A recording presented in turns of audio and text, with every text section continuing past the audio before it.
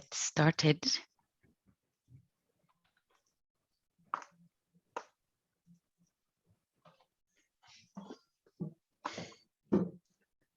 Now, an official warm welcome to everybody to today's Impact for Breakfast session. It's such a pleasure to be here with you today. We have the pleasure to host today's session with the AlphaMundi team, which has been a long-standing partner of ours and a valued partner with whom we've hosted a few sessions in the past. My name is Deborah Keller, and I manage the Global Impact for Breakfast Network, an initiative supported by Artha Impact, the impact investing arm of the Rianta Capital Family Office. Impact for Breakfast is an informal network of family offices, foundations, funds, venture philanthropy, and intermediary organizations, with a common focus on social enterprise, entrepreneurship, and impact investing. This specialized group has been gathering and growing since 2008, starting in London with an expansion today to 19 cities around the globe. We have today a wonderful and a very important topic that we are covering. We will discuss how Swiss NGOs, foundations, and philanthropists can leverage impact investing. And for that, I'm super excited to have with me a wonderful group of amazing speakers. In the room today with us, we have Tim Radjy, founder and managing partner of AlphaMundi Group, who's going to be our moderator. Frederick Bernay, head of products and risks at iGravity, also our moderator. Edward Thomas, partnership manager for the enterprise development program at Oxfam. Jean-Paul Padak, executive director, network development at WWF International. And last but not least, Professor George von Schuberbein, University of Basel, Center Philanthropy Studies. Before I hand over to our wonderful speakers, we have a few housekeeping rules to share with you. Please make sure you're muted when you're not speaking, as we have quite a large group today. This is an informal network, so please make sure, or we will ask you to share your thoughts and comments. Anything that fits to today's topics, you are welcome to share with us. We will have enough time for a discussion and Q&A round after the presentations. This session is being recorded. We will be sharing this recording with all of you after the session. You are welcome to share it with your network or with anyone you think should be hearing about today's topic. We've planned 1.5 hours for our today's session.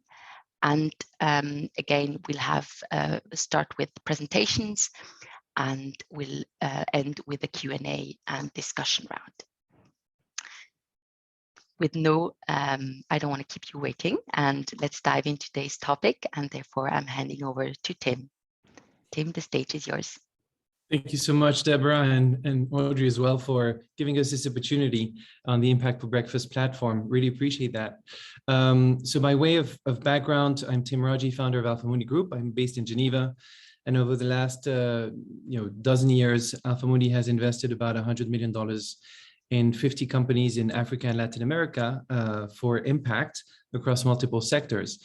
5 years ago, we created the AlphaMundi Foundation, a 501c3, a nonprofit charitable entity in Washington, D.C. And since then, we've learned how to use the complementarity between philanthropic instruments and investment or impact investment instruments to greater effect, to leverage our resources, our knowledge, to achieve more impact. And that's sort of where we're coming from in proposing this webinar today, which we hope will be the first of a series.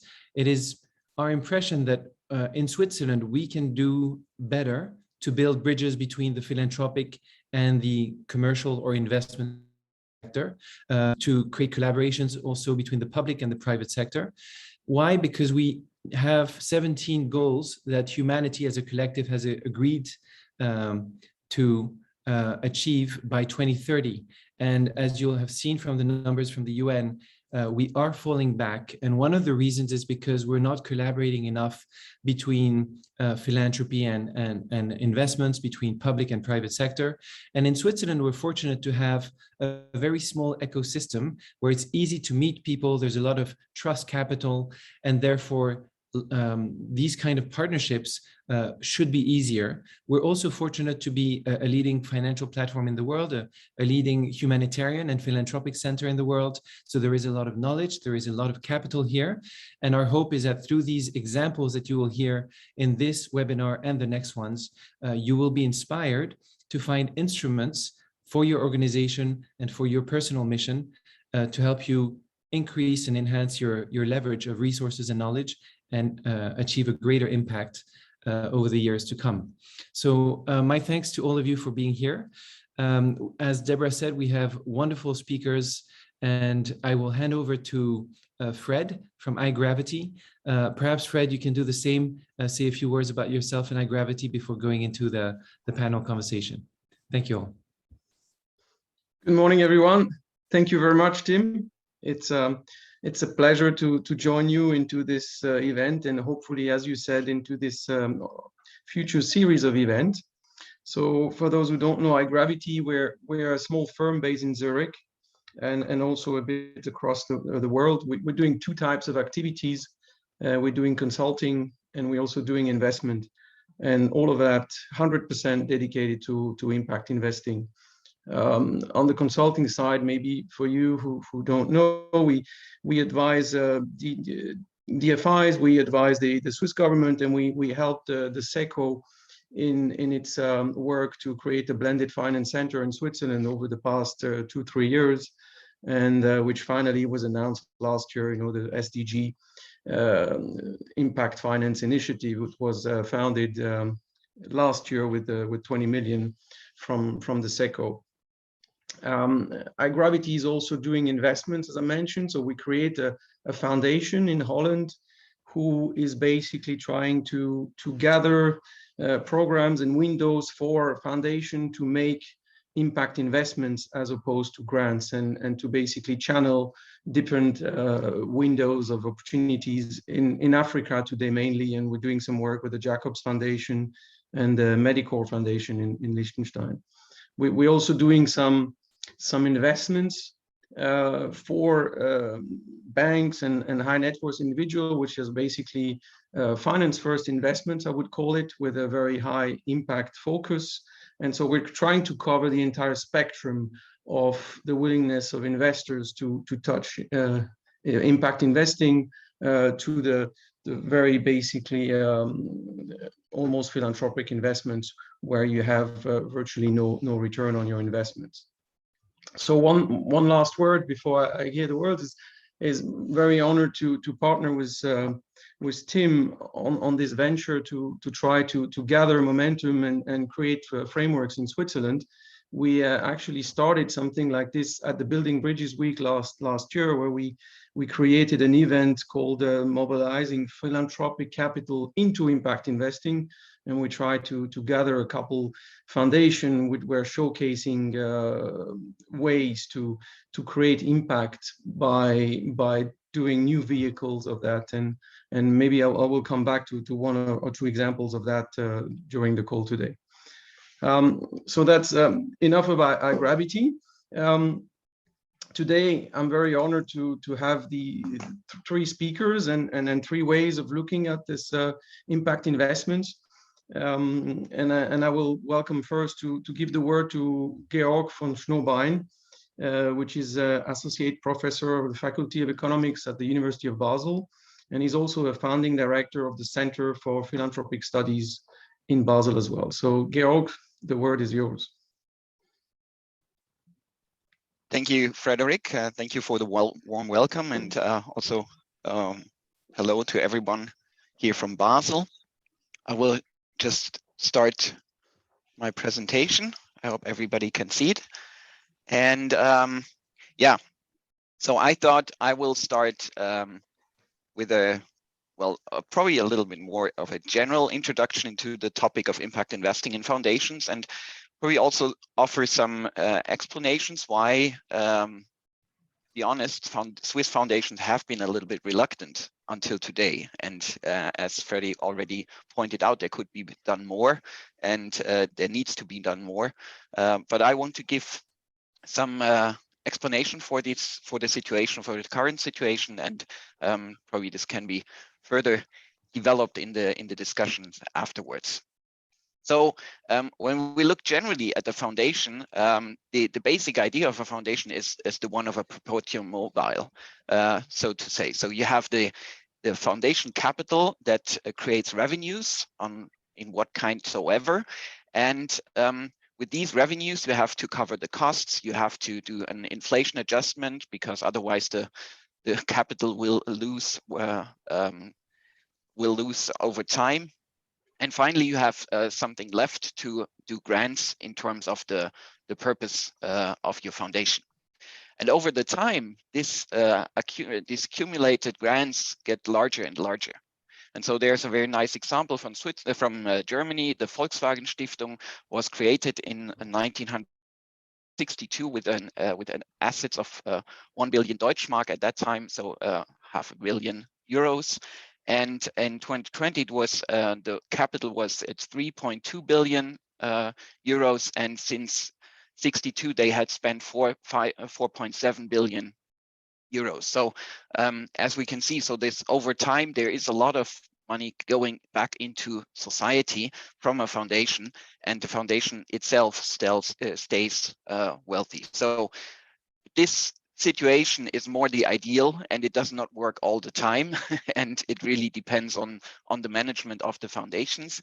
But that's a little bit the basic idea. So what we can see is that, in fact, what is used for supporting the charitable purpose of the foundation is more or less this small portion of the grants. So if we take the American system, where 5% per year have to be spent on the purpose, then we can say that the inefficiency of a foundation is that of 100% of the capital, only 5% per year are used for the charitable purpose, while the rest can be invested into the financial markets or in anything else. And so to say, the question which rises here is, could there be done more in that sense? Now, there are some further aspects that lead us to impact investing. First of all, donations are always a 100% loss. So from the perspective of the foundation, once you spend the money, it's gone. So if you do impact investing with the rest of your capital or with parts of it, then you have a multiple use of the means, and you can create a leverage, because you can reuse the same money over and over again. And what we try to create in the mindset of foundations today, and especially also in the mindset of the authorities, is that there has to be a change of perspectives. So in former times, the idea was you create a maximum of return with whatsoever of investment, and afterwards you use the returns to pursue your charitable purpose. And today we rather ask the question, so how and for what does my capital actually work? So altogether we have to say that the foundation should be a unit of impact. So the impact of the foundation is not only the grants spent on the charitable purpose, but also the question what is invested and how it is invested. And the impact of the overall impact is the combination of the two areas. And that brings us into this whole area of impact investing. And I know you have seen these overviews probably lots of times, but I thought it's helpful again to have this overview to see that there are different investors. So we start with foundations or donors. We have social investors, we have venture philanthropy, impact investors, and probably the spectrum grows and grows, and there are differentiations going on. And on the other side, we have the investees or grantees, which can be nonprofits or hybrid organizations, social entrepreneurs, social businesses, or even businesses today. And there's always the question of the blended value between the social return and the economic return. And probably we'll see some of the examples later on, which can be situated somewhere in this spectrum. I want to finish with two major challenges that foundations are facing when they want to do impact investing. The one I call the handicap of charity, and the second one is know your impact. So the handicap of charity is that generally we see charity, especially from a tax legal perspective, as something good, because then we don't have to pay taxes. But this is only on the spending side. There's also a downside to charity, and that is that you are not able to invest in economic purposes. So for a foundation, this means that on the one hand, you have your capital, and this has to be invested. And now I'm talking about Swiss law. This has to be invested in a way that it creates returns. And as a foundation board, you are obliged to create returns. On the other side, you have the donations or the money spent for the purpose, and there you are not allowed to make any returns. You have to spend it only for the charitable purpose. But you cannot mix the two areas easily. So you cannot start to say, okay, we lost a lot of money, but we did something good. Then you will have a problem with the authority. Or on the other side, you cannot say, okay, we use the money and create and invest it in something, and we create returns, and then we will have a difficulty with the tax authority. So so this creates a situation where many foundation board members then say, okay, I don't want to get into any risk, so I don't do anything, and I keep it the traditional way. So we have to overcome this handicap of charity. And at the moment, there are discussions for both. So you can argue to use, for example, your capital in forms of impact investing, as long as you create any returns on the one hand. And on the other side, you can also use your grantee money. But then you have to always use the money in whole to reinvest it for your charitable purpose. So these are just some background information. I don't want to go into too much detail here, but so this differentiation is always something that is in the mind of foundation board members. And if you want to convince foundation board members of impact investing, you have to overcome this handicap of charity. And on the other side, I think it's also necessary to be aware that impact investing cannot just be done for the sake of the cause, but you have to be rigorous about the impact. So you have to know what you want to do and what you measure before you invest, because otherwise, if you just do it in a way that you say, okay, we have done something called impact investing, but we don't really know what's it for or what's the good out of it, then it is not sensible. So on the other hand, in order to improve impact investing in Switzerland, I think it needs more use of performance measurement instruments, so that investors have the potential to measure the outcomes of their investments. So to conclude, I would say impact investing, for me, from a perspective of a foundation, is the mission-related variation of socially responsible investing. So it's a smaller or a more specific kind of this type of investing. It's the difficulty of impact investing for foundations lies in the strict separation of capital and donations. And this is the question we have to overcome. And on the other hand, it increases a lot of potential for mission fulfillment, because as we have seen, if we only use the 5%, it's not enough. We have to find solutions for the other 95%. And Swiss foundations are only at the beginnings, I have to admit, and I hope that there will be a lot of improvement in the next years. We have already seen some improvement, as mentioned before, and our center has done 2 surveys, but unfortunately they are only available in German and French. But so if you're interested, you find it on our webpage. Thank you very much. Thank you, Georg. This is very interesting overview of the foundations. And I know you're going to be leaving a bit earlier than the others, so I don't know. I'm just looking if there's one or two questions, but maybe something I was keen to hear from you in your work, as you mentioned, this different model for the foundation. I know for sure that some foundation have actually mandated some asset managers to look at their assets. And so to what extent is this model in place, and to what extent is there a scrutiny on how the assets are managed from these foundations? Is that something you looked into? Well, you're right, there are some foundations that do this kind of investment controlling, and also in terms of some type of socially responsible investing or mission-related investing, but these are only a few of the larger foundations. But I would not say that this is a common model, or so until today. So, but this, nevertheless, it's possibly a good structure for foundation board members to choose such an advisory in order to have some support for their decisions. Because generally there is no much danger for the foundation board members if they decide to do impact investing. What they should not do is decide to do impact investing with the knowledge that they will lose money, or saying, okay, we'll lose money and this is fine. But if they have such an advisory, I think this can be very helpful. Very interesting. There's a long question here. I will put to you. I mean, there is some kind of in some country. There's currently a setup of an inclusive business accreditation system done by government and business association.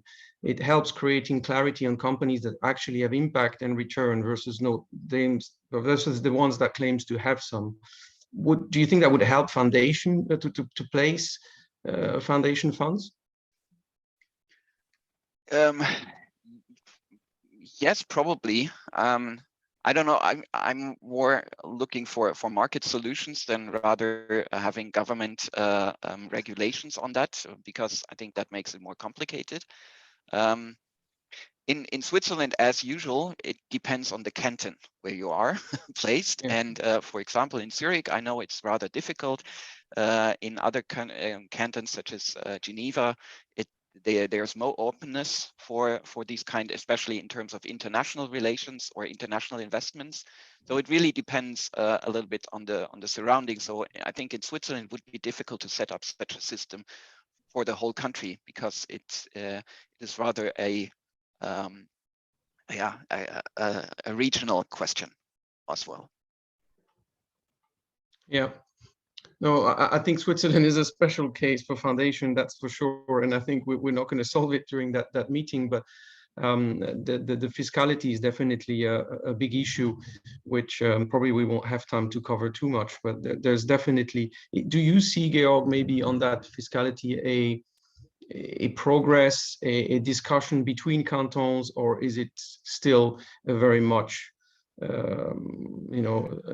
each for its own canton about these foundations? I think there is a progress, there is a discussion, but at the moment it's more that every foundation does a separate ruling with its canton, but by this they somehow create a reality, and I think that has to go on for some time in that way.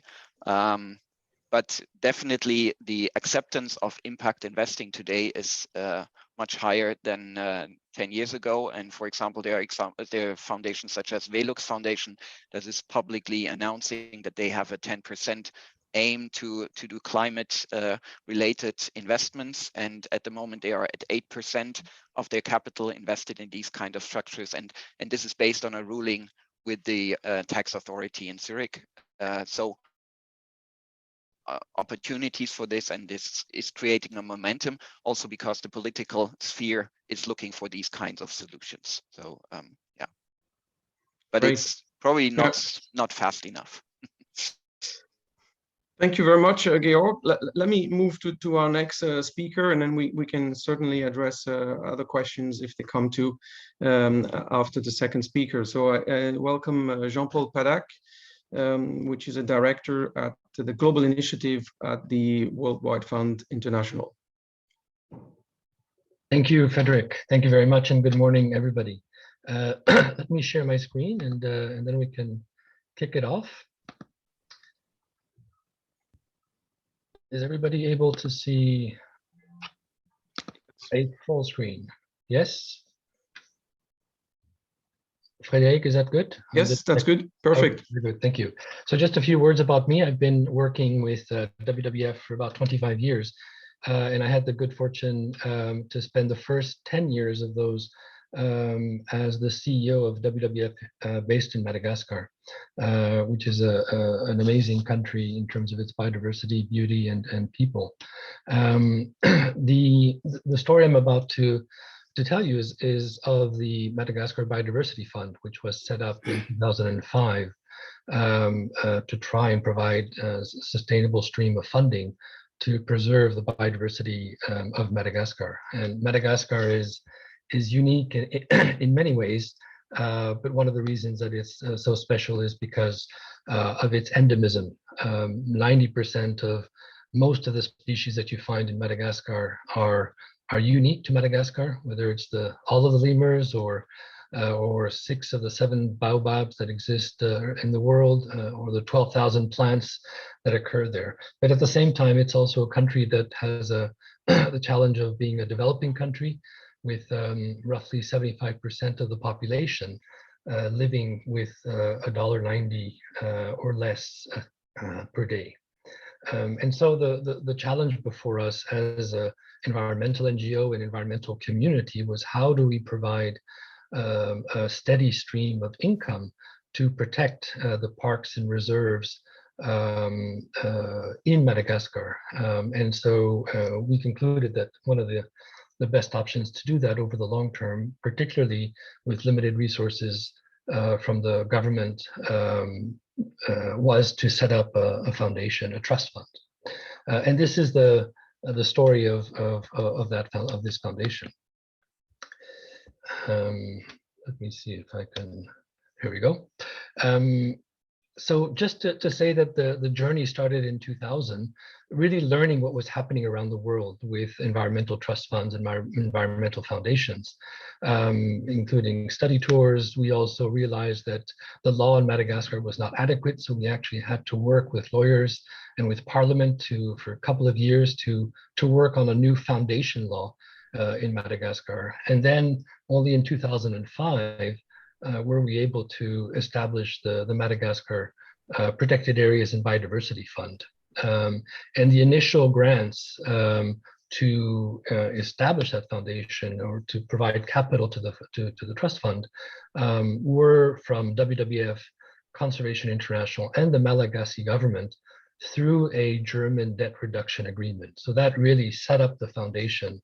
And over the past 17 years, it's really been a steady progress of diversifying the funding, reaching out to public donors in particular, and try to raise the $100 million target that we had set ourselves at the beginning.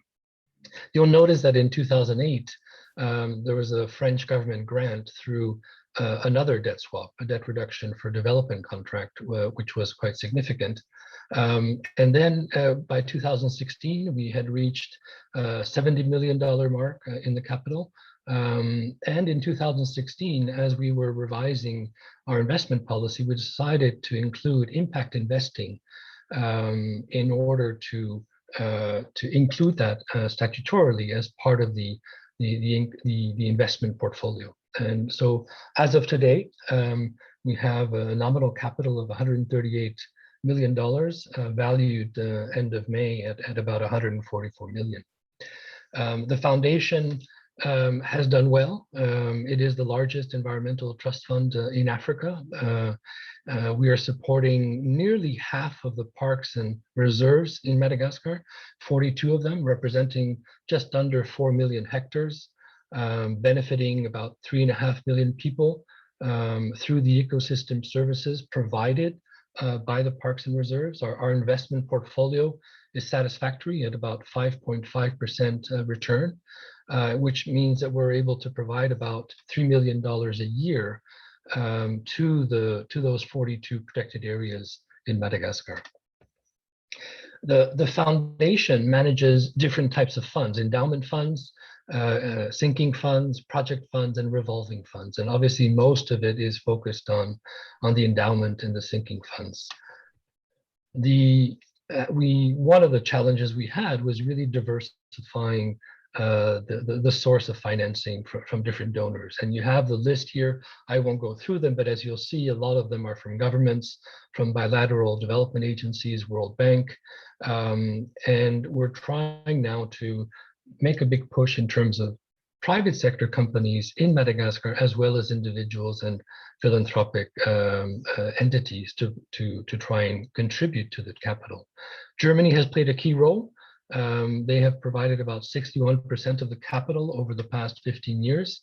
And as I noted earlier, we now have a capital valued at $144 million today. I won't go into all of the details of the performance per investment categories versus the benchmark, but you have that for reference. In our investment policy, we targeted a 4% return. This year, as I noted, or 2021, we reached 5.5, and the previous year, a little bit better at 7.6%. The investment portfolio, one of the particularities of our investment policy is that up to 20% of the investment portfolio is to be invested in impact investing. And this is somewhat novel, at least for foundations in the Africa region. And obviously, they aim to contribute, those investments in impact investing aim to contribute to the sustainable development goals that Tim Radjy mentioned in his introduction. We have about $18.8 million invested in impact, possibly soon to be 27 million with the increase in capital. And these impact investment funds are invested in 70 companies in 8 different funds. They are supporting directly, indirectly jobs. With respect to renewable energy, have generated 236 gigawatts of power, and in terms of the impact on students, reached over 5 million students. So we have some of those metrics that Georg was talking about to date. We have, it is a global portfolio, which is interesting, given that this is a foundation based in Madagascar. But we felt it was important that we invest in impact globally. And within that, still a focus on Africa, with up to 25% of our investments in Africa, 30% per our investment policy invested in environmental sector, and then 60% in private equity.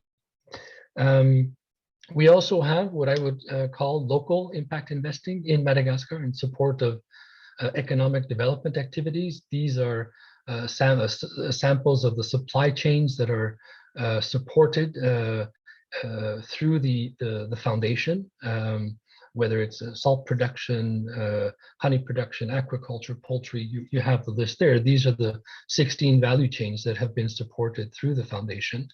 Over 14,000 beneficiaries in that value chain, helping to generate over 3,100 jobs in about 93 different income generating activities. So to conclude, to try and stick to the 5 to 10 minutes, you know, I guess the story of this foundation is a story of an environmental trust fund that tried to learn from best practices around the world, whether it's from the Fumbio in Brazil, or the Biodiversity Fund in Mexico, or the different trust funds that exist in Africa, learning from their best practices, but also learning from their mistakes. The foundation capital was built on debt swaps from German and French governments. And as I noted, we have included in the investment policy the need to have about 20% of our capital invested in impact. And then finally contributing to socioeconomic development, not only in Madagascar, but also globally. So Frederick, I'll stop here and pass it over to you. Super interesting, Jean-Paul. Thank you very much for these details that you have. Maybe just to clarify for me, I mean, when you look at your fund, so the asset management of the fund, you explained quite well in the 20% in impact. So do I understand that the proceeds every year on the returns are directly supporting the parks in Madagascar? Is that the exact idea of the fund? That's exactly right. That's Okay. exactly right. Obviously, the same as Georg explained. You have a portion that's going to tackle inflation, but Yep. the investment is really dedicated to support the protected areas of Madagascar. Yeah, absolutely. And I really appreciate the fact that we can see both sides, you know, the assets and the passive, how you do it at VVF. So I'm just looking if there's a question that we could do right now, but otherwise I would propose to move to the third presentation, where we have Edward Thomas, which is a partnership manager for the enterprise development program at Oxfam. So Edward, please go in this third Great. opportunity to present. Thank you so much, Frederick. Good to see you all here. I will share my screen. I have a short presentation. I hope you don't mind another PowerPoint for you. So for those of you who don't know, or maybe just have seen our shops when you visit the UK, Oxfam is a global INGO working against poverty, working in the space of humanitarian and development, as well as campaigning.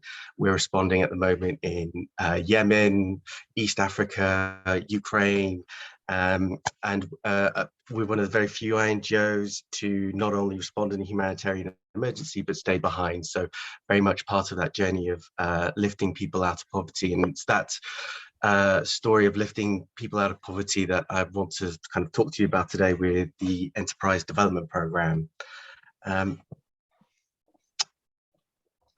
this is our global footprint in various forms. EDP is our Oxfam SME program, small and medium enterprise program. We've been investing in missing middle businesses since 2008, using a venture philanthropy model. And we're taking this venture philanthropy model and moving it towards an impact investing sort of blended finance vehicle as we speak. So you're very much sort of part of this journey as we share our plans. And in this model that we've got, we're deploying loans, we're deploying technical assistance, and we're deploying grants to deliver impact for businesses that wouldn't be able to access traditional forms of finance. Those who are too big for microfinance and too small for to commercial finance. Usually, you know, they're not sophisticated enough, or they don't have quite the asset base required for some of these commercial lenders. And we've had a good track record with our programs. As we're already delivering development programs, we're embedded in these communities, embedded with working with these businesses. Often we're finding agri-businesses to support where we are already working with it within these communities. So it's a very high contact approach, which not many impact investors can afford. And so, you know, over the last 10 years, we've invested in 44 enterprises. And as you can kind of see in the table here, we've seen really great success. Some of these sort of metrics and quantitative things that really drive the interests of impact investors and donors. And some of these, if you know the sector, are metrics that we used in the 2X challenge, the global gender lens investing challenge set up by a consortium of development finance institutions. And so we feel that we're kind of very aligned with moving in this direction of impact investing.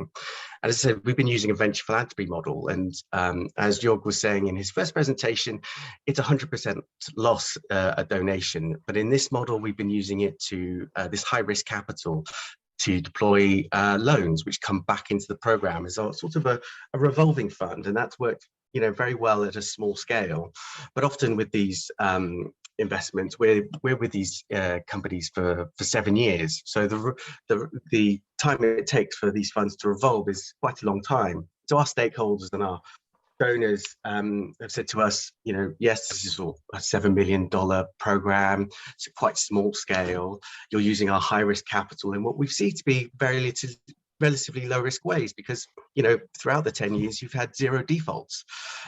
Even through the pandemic, you've had repayment of your debts. You've been able to support these businesses through this global crisis, and this intervention is having great impact. So how can we take this to scale and leverage the grant capital that we're getting and use it to bring in more capital?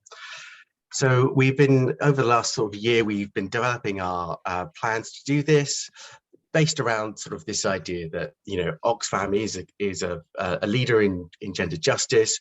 We know what it takes to achieve impact for women. We have a strong track record in delivering impact in this intervention, and it has a multiplier effect. Every dollar we've put in has resulted in a multiple of profits, revenue, income across the enterprise value chain, across the workforce value chain. And so, through this process, we've realized, an INGO is a cumbersome instrument. We're not able to do everything. We need to partner with others. The feedback from stakeholders was, focus in on the areas that you do best, and that is delivering impact. That is the work on the ground, and work with others to bring in that financial expertise, that impact investing expertise, to help you raise that capital, to help you create those instruments. And that's very much sort of the middle of this process that we're going through at the moment, is developing these partnerships that will help us achieve that. And it's very much about not just a blending of capital, but a blending of intervention, a blending of expertise, which is so critical to achieving the SDGs, because as much as capital is moving towards impact, deliverers of impact need to move towards capital, as traditional forms of grant capital are dwindling or asking very different things of us. So at the high level, as I talked about at the start, Oxfam's a global organization. We're delivering impact on the ground, and we're campaigning at a global level. So what we're trying to do here is leverage that global presence through a global systems change approach, which Oxfam's well known for in the development sector, the enterprise level intervention that we've been doing over the last 10 years with EDP, and at the individual level where Oxfam is known to deliver impact for these communities. And all this kind of results in this structure that we're looking to develop, which is to blend the venture philanthropy and the impact investing, combining these multiple sources of funding to reach these businesses at a much higher level. And some of those regulatory concerns that Jorg mentioned, are the regulatory burden in the UK is slightly different, but it's still something we grapple with and we need to work through. And that's as much to put our own balance sheet into these investments as to actually the regulatory environment in which we work, and those regulatory environments apply to us even in the countries that we work in. And so those partnerships become even more important, where we can be seen to be delivering impact, but when we move into the commercial world, we need to work with those appropriately regulated entities that can deliver that, not just at a global level, but also at a local level. And so, we really feel that this, blending of venture philanthropy and impact investing, is quite innovative for us. It will certainly be a test for us as INGO, with, some of that capability that I think that was mentioned in the chat is something that we're developing. This is a strategic view for us because of the global context that we need, the global demand, the ability for impact capital to be delivered at scale in the investment world, and really to kind of change the way we're thinking about delivering our impact. And so whilst this is just one impact investing initiative, it's not the only one that's sitting within the Oxfam Confederation, but we hope that this will create more momentum to work in this way, and I look forward to speaking to you again when we're ready to launch. Excellent, Edward. I was keen on hearing from you. You mentioned in the funding, you have the grants, you have the first loss, and yeah. And to what extent do you use all of them? And can you say a few words on that? Yes. So in our current model, the 50% of our funding, which is received, I saw in the question, from high net worth individuals, is 80% of it from high net worth individuals, about 20% from some foundations, some from Switzerland. 50% of that is deployed as grant, and 50% is deployed as loans. So actually, your kind of the recycling element is not even a huge amount of that. In the new model, we are looking at the still a sort of 50-50 grants, venture philanthropy and impact investing solution. We're looking at, I think it's by seeing the financial modeling, 10% first loss, 10% guarantee. We're not, I think I left that in the model in the diagram, but just a single tranche of investors. And in terms of that sort of funding mix, it is very much a mix of funding from both our sort of private donations, foundation donations, development finance, and government, that we're kind of looking to build that sort of very much a cross-sector consortium. Wow, that looks pretty ambitious. And I have a double questions here that it's popped up, and I guess that's a question for Edward, but also for Jean-Paul, and it's the way is, how do you identify impact investees, and how do you basically go about it? You have a pipeline, you have a due diligence process, and so on. And the side of that questions that came up is would it be not more efficient or effective to use impact investors rather than do it by yourself? Do you mind if I jump in? I'll let the others sort of jump in. It's one of the sort of benefits of Oxfam being working in the countries that we're looking to intervene, is that we've got these fantastic teams on the ground who work with communities who are then kind of introduced to those local businesses. And I think there's a great example from one of our programs in Rwanda, where we're delivering some training to women in Rwanda. They're becoming pineapple farmers, and we started working with the local cooperative that's processing pineapple farms, who's already exporting to Europe. And so that connection to the community that connects to business becomes quite important. You're absolutely right, though, that what's really important is that we can do that with perhaps origination, but that due diligence process is very much owned by those our partner experts.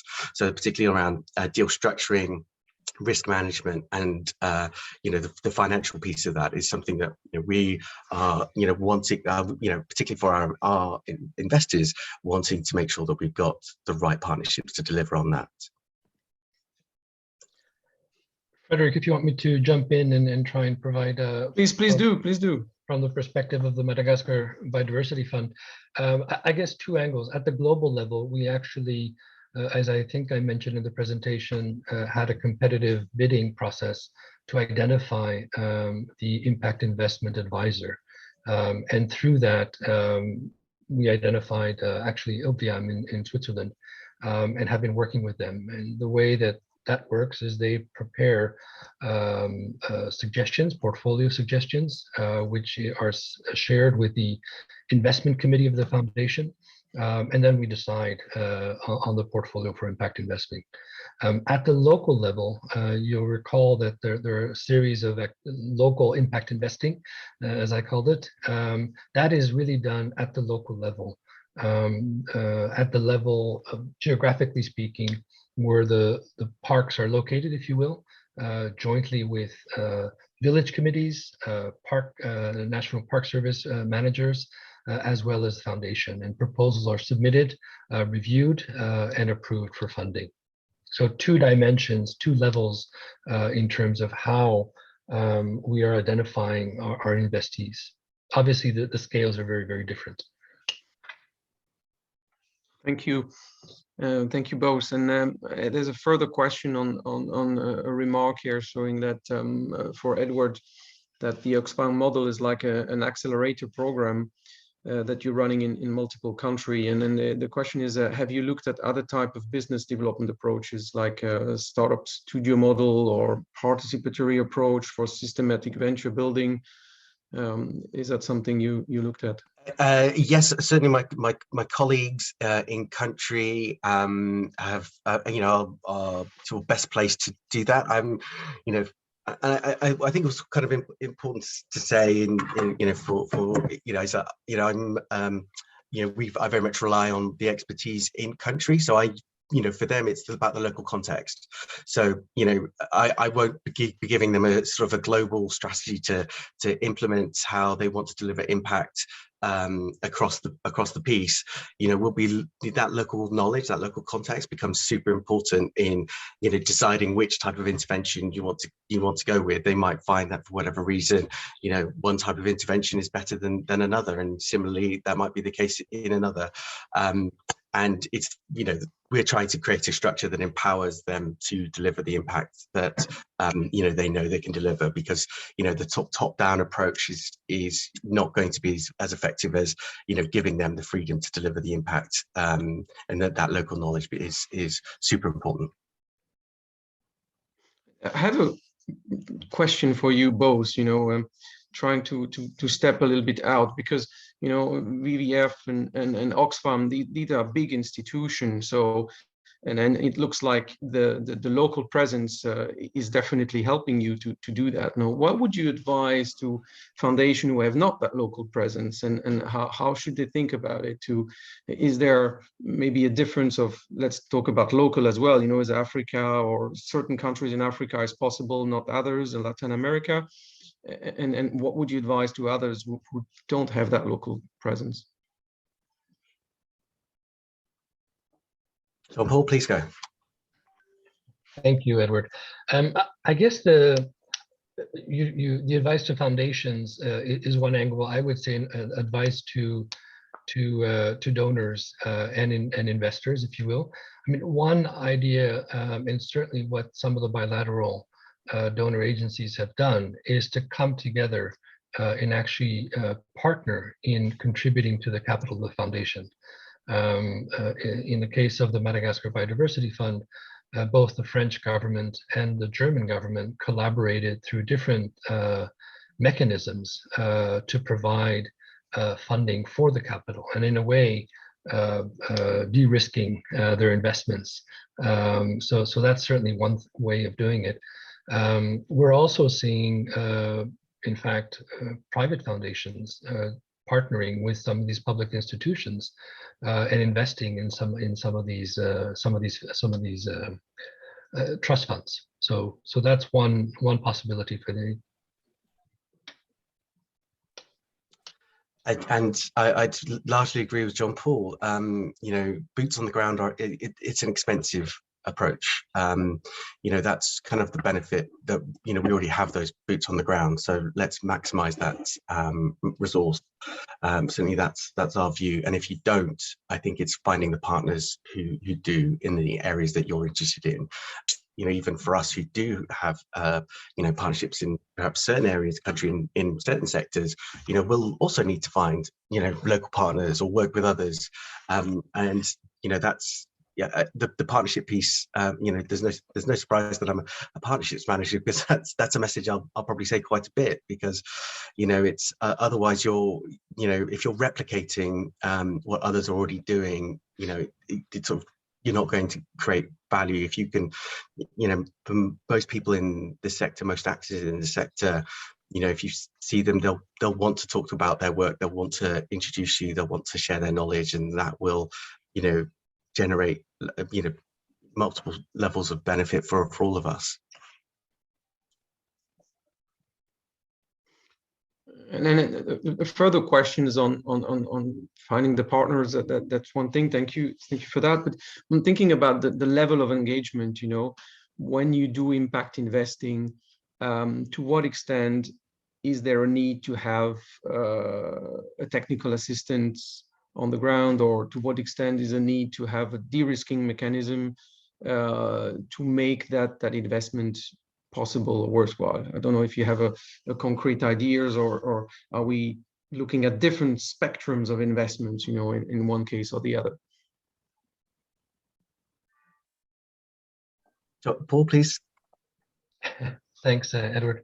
Frederic, I'm not sure that I'll be answering part of your question, and I guess that part is that the technical assistance on the ground for us is the financial advisor whom we hired to advise us on our investment portfolio. And that investment advisor plays a critical role in shaping the investment policy, providing advice to the foundation board and to the investment committee, but also managing the relationship with the various banks and financial institutions that are investing the foundation capital, and also advising on the whole mix of the target portfolio, and as well managing the relationship with, in this case, the impact investor advisor. And that is really critical. Other foundations, we found out, did not have a financial advisor. And that financial advisor, I'm talking about somebody who has really worked in the banking sector, invested capital, not professional financial advisors.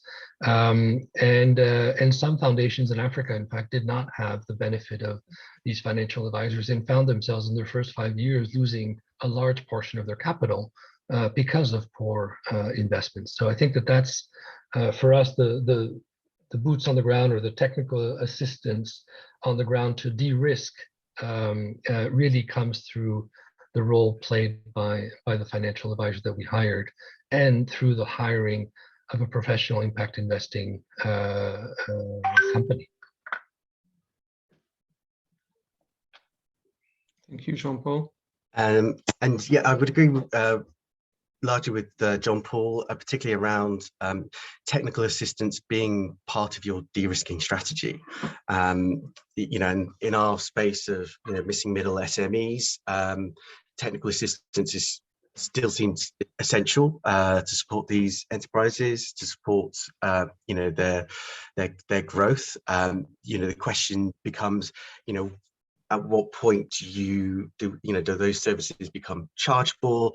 You know, how do you structure that so you don't so you avoid this kind of entrepreneurship that, you know, you often hear commented around? And generally on the de-risking piece, some level of de-risking is essential to raise the capital that we're going to need. You know, whilst, you know, we've been comfortable using philanthropic capital to invest, you know, debt into these businesses, that's not going to be the same when we're raising larger pools of capital. And so, you know, then it's just a question of how much and how costly that becomes to your overall model to deliver the returns you want. But, you know, I think for us, I think one element that you know, helps that is, you know, as I said before, the technical assistance being part of that de-risking strategy, that, you know, Oxfam relationship with the program and with the impact, that really helps that, you know, with our stakeholders. That's really good. I'm looking at another question here. You know, that sounds a bit similar to what you're saying as an answer to that, but let's maybe dig into it. When we look at impact investing, it turns out that it's definitely often longer term and in private assets. So we're having low liquidity and potentially higher risk. Get the question being moved at the same time I'm reading. Sorry for that. And so foundation who thinks to invest in this area, there's basically a double sword of thinking. So the liquidity needs make impact investing unattractive, and how would you advise foundation to look into that? Is partnering is again the solution, and finding the necessary de-risking from another partner, or should the foundation itself actually, like you seem to be doing at Oxfam, have a portion that helps doing the de-risking? Yeah, I mean, I think some of this is a product structuring issue. You know, I think certainly, yes, if you're in equity investment in some of these places, your liquidity is going to be super low. That's kind of the reason we've been we've stuck to debt. It's a bit more easier to structure from that perspective. But I think this those are kind of, this is one of those thorny problems where, beyond banging my drum about partnerships, it becomes more of a kind of sectoral approach where, this is why forums like this are so great, is kind of, we start to kind of, raise the profile of this, develop our understanding of what we need, start to become, and also, regulatory burdens, but also start to understand what we need to get comfortable with moving into this space, and that's as much around us moving towards what's available as much as creating the right products for the market. And I'm following up right there with another question, because we're having a too concrete case here and an overall study from a university, but there's a bit of a message here, which is maybe a bit of frustration. I mean, is there a global initiative that would help foundation to come together? Because here we're talking about great cases, but they're a bit individual cases, albeit they're great cases. So I don't know, maybe Tim, you have an idea as well or something, but is there some kind of work coming up together now which help these cases to be coordinated, or give opportunity to smaller foundation to partner?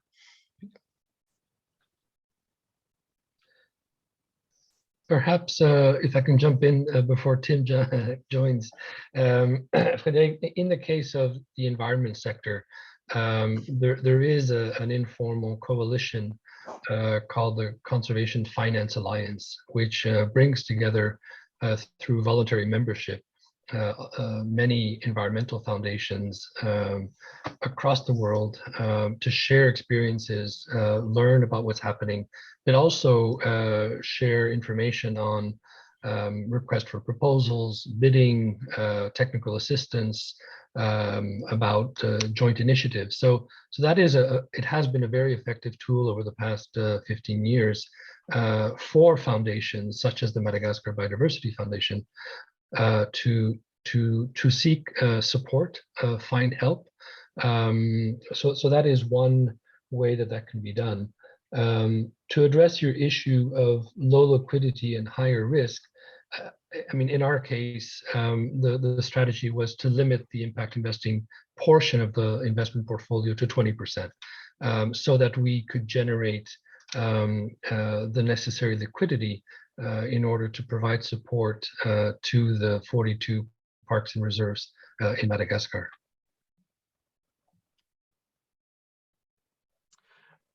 And to follow on from John Paul, I think this is why sort of sessions like today are kind of are important, and creating an agenda for these discussions, and for scoping of what needs to happen to get people more comfortable in this space is crucial. And I can't speak to the there are lots of fora out there.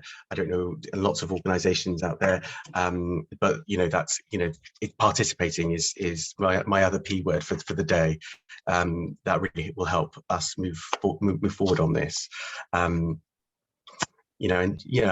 do see a lot of that activity. It's often by sector, be it the nature space, be it in the sort of gender space, and I think particularly if you're in the foundation space, I think particularly in Switzerland, I'm sure that there are those spaces where this will become an important topic, and an increasingly important topic, because as much as we're talking about these two initiatives, we're not the only initiatives out there, and there are plenty of people thinking about this across various sectors.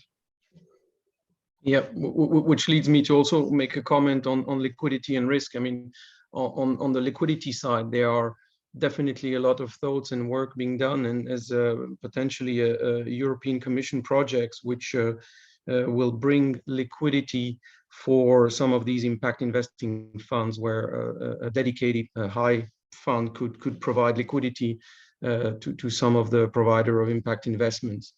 And on the risk side, it's always a bit of a double sword in a way. I think there's definitely a misperception of risk. Having worked more than 10 years in the microfinance space, I think the default rate you see on the microfinance world is definitely lower than what we see in the developed world. But nevertheless, to ask people here to invest in Nigeria or in Ecuador, it's always a question of, oh my God, what's going to happen to my investment? So I think there is definitely a win-win situation for foundation to help de-risk these investments, because by de-risking something which is maybe less risky than we think, you have a win-win situation in that way, that you can mobilize quite a lot of money from investors because they feel more secure with that improved risk return. I'm just looking at further questions. Whereas I'm trying to not forget everybody, but there was just a small question, I think. Yeah, for you, Edward, the 8 million that you have for small enterprises, could you tell where that comes from? Is it a special foundation money? So that's private donations from high net worth individuals. We have a sort of advisory board for the program of external supporters who not only give but help us fundraise and advise the program as well. They've been key to our success. We've also raised donations from Switzerland, from the US, as well as the UK. We've all, and clearly as a kind of setup of the program, Oxfam has put in their own resources to this program and to the development of our next phase as well.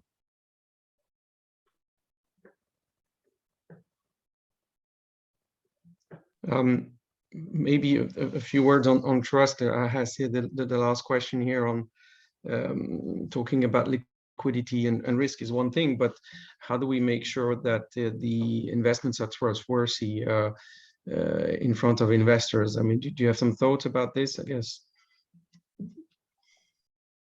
So Paul, how did you guys do it?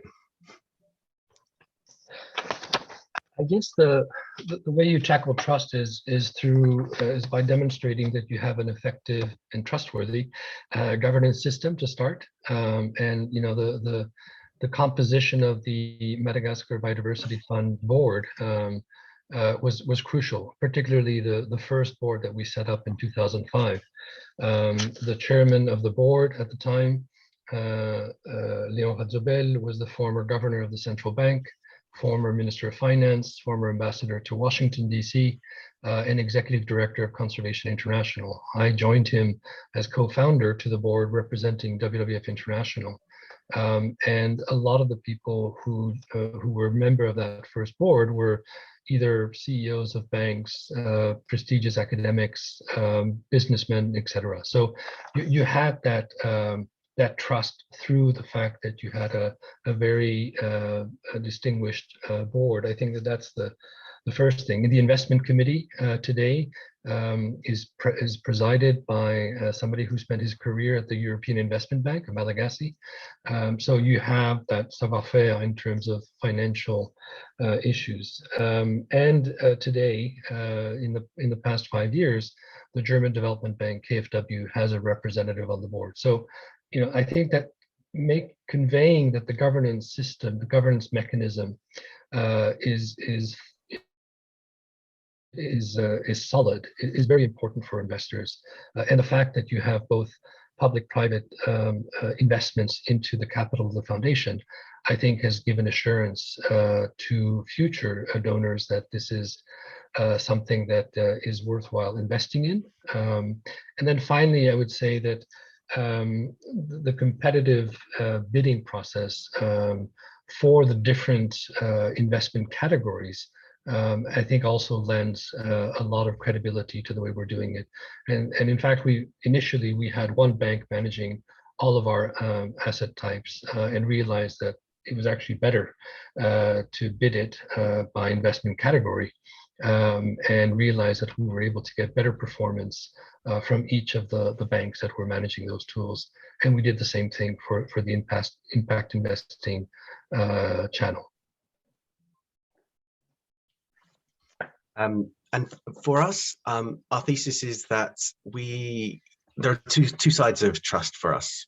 One is, you know, the trust to deliver impact, you know, because, you know, what we're looking to do, you know, we have that track record which we can demonstrate. We have our, you know, long-standing reputation to, you know, influence change at a systemic level. And the other side of that is the trust to deliver financial returns, and this is where, you know, the importance of our, you know, financial partner will be crucial, and how that relationship works together, and the incentives that we have to make sure that the impact and the financial returns are delivered. And, you know, that's how we, and ensuring that, you know, as kind of John Paul was alluding to, that the governance for that is something that's you know, investors and donors will be comfortable with. Thank you. I mean, it sounds like it's very much like the traditional finance, where, you know, you have to build a trustworthy business and being able to convince investors. With that, you have the sort of the impact element in addition to that. So it's a tougher job in a way than the traditional finance. But with that, I think we're coming close to an end, and I'm just looking at Tim. I think maybe it's time to have a few comments as well, if you have any thoughts, Tim, on that. That's great. Thank you so much, Frederick, for facilitating a really interesting, enriching conversation. And my thanks also to the audience for your engaging questions. I think that really helps us raise the bar when we organize these webinars. Obviously, we've raised a number of questions. We haven't answered them all because this is an ambitious program of leveraging philanthropic resources through impact investing to help achieve the Sustainable Development Goals. What I would suggest is the following. If any of you have speakers or institutions that you think should be featured in future webinars on this topic, please let us know. You can contact Deborah and Impact for Breakfast, or you can send an email to geneva@alphamundi.ch, and we will make sure that this is reflected in the program. We have already a few next steps defined. First of all, there will be the big conference in Geneva, Building Bridges, first week of October. October is usually very dense with conferences that help build bridges across sectors. So you've got the GIN conference in The Hague as well. You have the Gender Smart conference in London. You've got in November the European Venture Philanthropy Association's conference in Brussels. These are all very good events to continue the sort of conversation that we've had today. With regards to the Swiss market in particular, I don't know of any initiative yet that in a systematic fashion tries to bring together foundations, NGOs, and philanthropists on one side, and impact investors and possibly the government on the other, to help us leverage our resources. This is something that we would like to set up, perhaps in collaboration with Swiss Sustainable Finance, our national association in Switzerland, SSF, that's headquartered in Zurich, already has organized internal conversations between the Swiss Parliament and a number of experts on the relationship between NGOs and impact investing.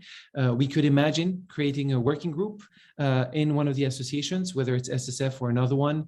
You should also know that we've been working with the Global Steering Group for Impact Investing, headquartered in London, set up by the G7 a few years ago. And what they've done is created national initiatives for impact investing in more than 30 countries.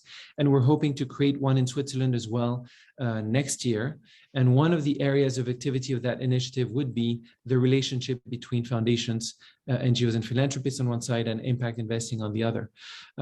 So this is very much work in progress. We've still got an open agenda. Anyone is welcome to contribute. So please, send us your feedback on this session, send us your suggestions for the next events. And again, thank you so much for making the time to attend. And my thanks to the speakers. I think these were really great insights from very seasoned speakers. And we hope to do just as well on the next events. Thank you. Thank you, Tim. Thank you, Tim. Thanks, everyone.